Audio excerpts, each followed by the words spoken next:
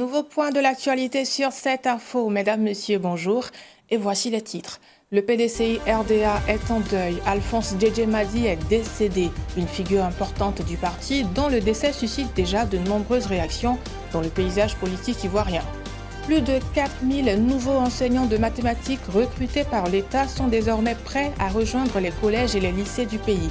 Leur formation achevée, ils seront déployés dès la prochaine rentrée scolaire pour renforcer l'encadrement des élèves. Et puis en RDC à Beni, la jeunesse se mobilise contre Ebola et la désinformation. Ouvrons ce journal sur une note triste. Le professeur Alphonse Djedje Madi, figure historique du PDCI RDA et de la politique ivoirienne, est décédé ce dimanche à l'âge de 81 ans. Ancien ministre de la Santé et ex-vice-président du parti, il a dirigé son secrétariat pendant de nombreuses années. Plusieurs personnalités politiques ont salué la mémoire de cet illustre homme d'État. Et le célèbre comédien ivoirien Bizier Troupa Bruno, plus connu sous le nom de Zoumana, est lui aussi décédé le samedi 22 août à Abidjan des suites d'une longue maladie. L'annonce officielle de son rappel à Dieu a été faite par Françoise Remarque, ministre ivoirienne de la Culture et de la Francophonie. Zoumana souffrait depuis plusieurs années de séquelles de plusieurs AVC qui avaient fortement réduit sa mobilité et ses facultés. Le monde de la culture et de nombreux Ivoiriens pleurent aujourd'hui la perte d'un pionnier. Disparition d'une figure politique de l'Agné-Bitiassa. Abo Kwame Faustin, sénateur et ancien maire de Sikensi, est décédé ce jeudi à Abidjan.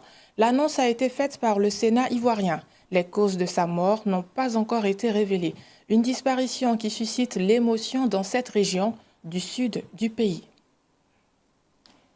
À Kosandji, dans le département d'Alépé, 7 personnes ont perdu la vie lors des violences survenues début août. Pour tenter de favoriser l'apaisement, le médiateur de la République s'est rendu sur place à la rencontre des familles et des populations touchées. Un compte-rendu de Samson Oula. À Kosandji, la douleur reste vive après les événements tragiques qui ont endeuillé la communauté.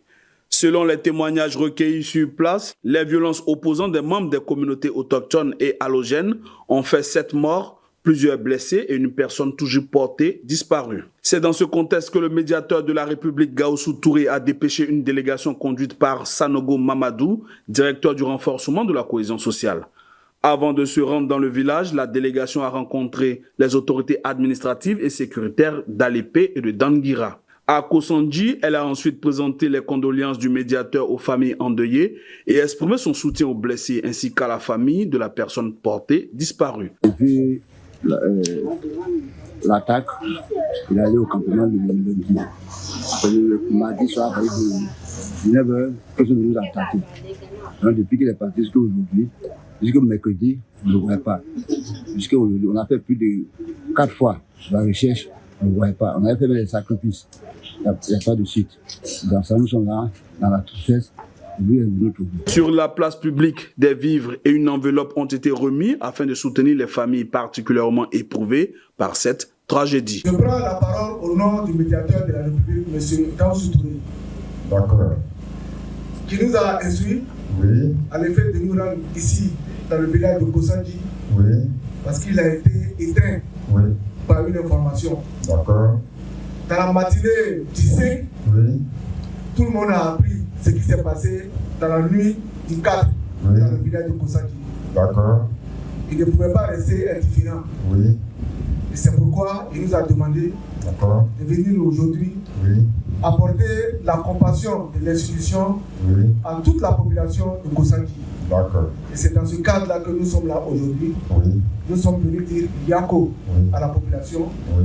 L'État est avec eux. Oui. Toute la Côte d'Ivoire est avec eux. Oui. Nous pleurons tous avec eux. D'accord. Nous leur demandons vraiment Yako. Oui. C'est difficile. C'est une situation où on a enregistré jusqu'à 7 morts, oui, et un disparu. C'est vrai. Avec beaucoup de blessés. C'est vrai. C'est vraiment grave. Oui. Une personne décédée, c'est grave. Oui. Et arriver jusqu'à 7 personnes, c'est encore très grave. D'accord. On dirait vraiment apporter la compassion de l'institution et dire à la population de Kosandji, oui, que l'État de Côte d'Ivoire est avec elle. Oui. Parce que depuis la surveillance des événements, oui, plusieurs structures étatiques se sont succédées ici. Oui. Tout ça pour dire à la population de Kosandji que toute la Côte d'Ivoire est avec elle. D'accord. Voilà un peu la raison de notre présence ici. La délégation s'est ensuite rendue auprès de chacune des familles endeuillées pour leur témoigner directement sa compassion. À travers cette démarche, la médiature de la République entend contribuer au retour au calme et au renforcement de la cohésion sociale à Kosandji.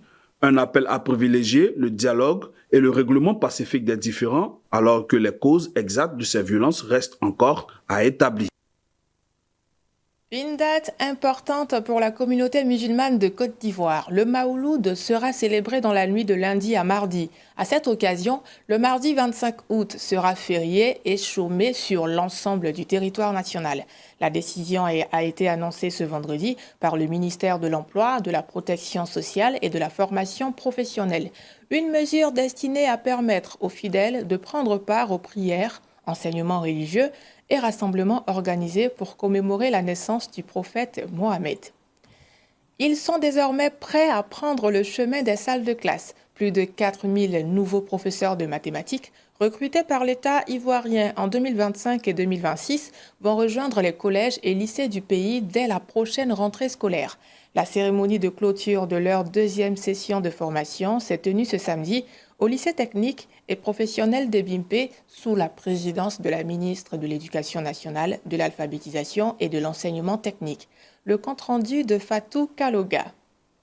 Plus de 4000 professeurs de mathématiques recrutés en 2 vagues, en 2025 et en 2026. Une réponse de l'État au déficit d'enseignants dans cette discipline, particulièrement dans les collèges et lycées. En 2026 notamment, face à la persistance des besoins, un recrutement spécial a été lancé. Plus de 43 000 candidats ont été enregistrés pour les postes ouverts. À l'issue du processus de sélection, 1800 candidats ont été retenus, dont 1300 en mathématiques. Après leur recrutement et leur déploiement progressif dans les établissements, ces nouveaux enseignants ont bénéficié d'un programme de renforcement des capacités. Et ce samedi, après plusieurs semaines de formation, c'est l'heure de la clôture. Au lycée technique et professionnel d'Ebimpe, la cérémonie de clôture de cette deuxième session marque ainsi une nouvelle étape dans le parcours de ces professeurs contractuels.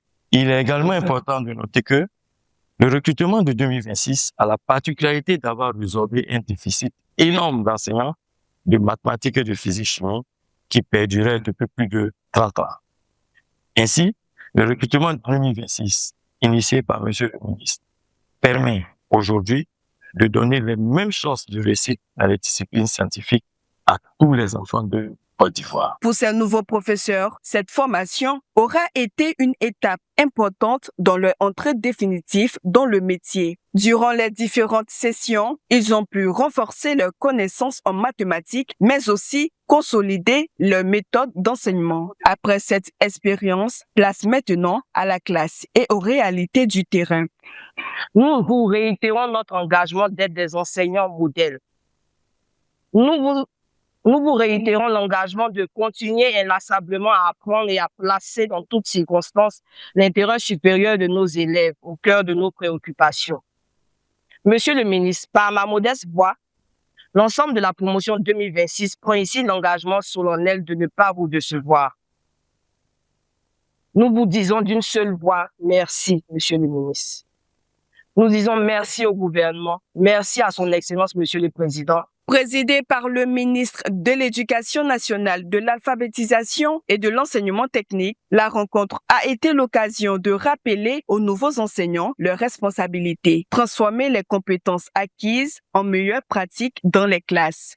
En optant pour le métier d'enseignant, vous indiquez à toutes et à tous que vous prenez la résolution de donner à vos jeunes sœurs et frères la chance équitable de réussite sociale que vous a donnée la République. Cette résolution implique nécessairement de votre part des efforts constants pour être au niveau et devenir des professeurs chevronnés. Donc, soyez fiers de ce que vous êtes. Ne vous comparez pas aux autres, mais vous allez être des modèles. Les petites villes dans lesquelles vous êtes, soyez des modèles. Place maintenant à l'actualité internationale.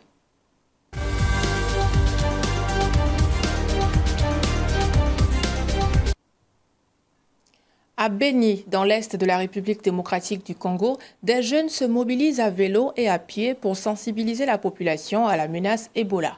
Cette mobilisation vise à rétablir la confiance envers les équipes sanitaires, régulièrement prises pour cible dans une région déjà fragilisée par l'insécurité. Organisée avec le soutien d'ONG congolaises et de l'Organisation mondiale de la santé, la caravane intervient après plusieurs incidents violents. Des agents chargés des enterrements sécurisés ont été blessés, tandis que des centres de traitement ont été incendiés dans plusieurs zones touchées par l'épidémie. Restons en République démocratique du Congo. L'ancien président Joseph Kabila conteste officiellement en justice les sanctions économiques américaines imposées contre lui. Ciblé depuis le 30 avril 2026 par l'agence du département américain du Trésor, il a engagé un cabinet d'avocats et saisi un tribunal fédéral à Washington pour obtenir l'annulation de sa mise sur liste noire. Ses biens aux États-Unis sont bloqués et aussi les entreprises américaines ne peuvent plus faire de transactions avec lui. Avec l'aide de ses avocats, Joseph Kabila demande l'annulation de ces sanctions. Merci de votre fidélité, c'est la fin de ce journal et le programme se poursuit sur 7info et sur 7info.ci.